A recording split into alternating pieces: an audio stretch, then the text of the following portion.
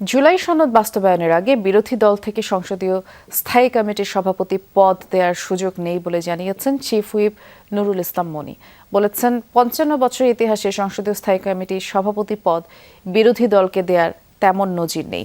সকালে জাতীয় সংসদে সরকার দলীয় সংসদীয় কমিটির সভা শেষে চিফ হুইপ জানান, এবারের অধিবেশনের সম্পত্তি হস্তান্তর, গুম, মানবাধিকার সংক্রান্ত বিল উত্থাপিত হবে। ত্রয়োদশ জাতীয় সংসদের তৃতীয় অধিবেশন বসছে আজ, আর বিকেল ৩টা থেকে এই অধিবেশন শুরু হবে। চিফ হুইপ জানান, আগামী ১ সেপ্টেম্বর বিএনপির প্রতিষ্ঠাবার্ষিকী উপলক্ষে সংসদ সদস্যরা নিজ নিজ এলাকায় গিয়ে সরকারের উন্নয়ন কাজের পরিদর্শন বিষয়ে আলোচনা হয়েছে। গত ৫৫ বছরে বিরোধী দল থেকে কোনো সদস্য সভাপতি পদ অলঙ্কৃত করেন নাই, একমাত্র পাবলিক অ্যাফেয়ার্স কমিটি ছাড়া।